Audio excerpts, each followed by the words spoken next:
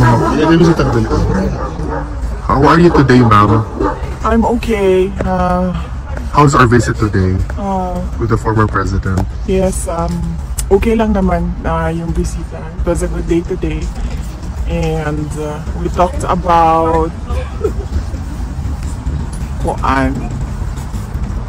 the unconstitutionality of the transfer of the PhilHealth funds, 60 billion of it.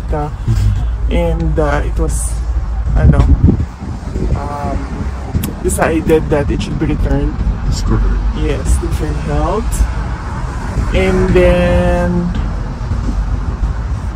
we talked about the inauguration of or the inauguration of Sabato, opening of the Davao Bucana Bridge.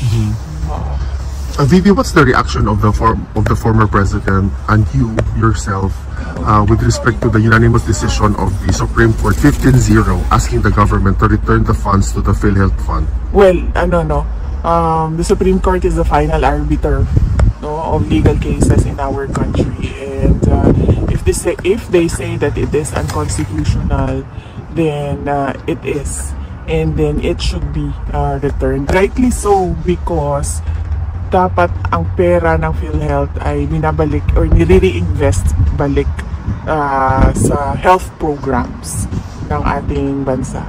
VP Inday, earlier we talked about the Bucana Bridge, and you made mention that you're going to refer the situation with the former president. Ano po yung desisyon ni former president? Nag-ano lang ako kanina kung pwede ko ba i-kwento yung backstory ng Bucana Bridge, and then he said na okay lang naman.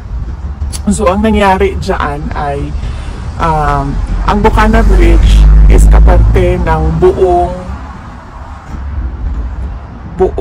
coastal road ng Davao City. So hindi siya yung coastal road hindi siya makakatawid ng Bangkerohan River kung wala yung Bucana Bridge. At that time na mayor ako, may budget ang coastal road pero unfunded ang bridge.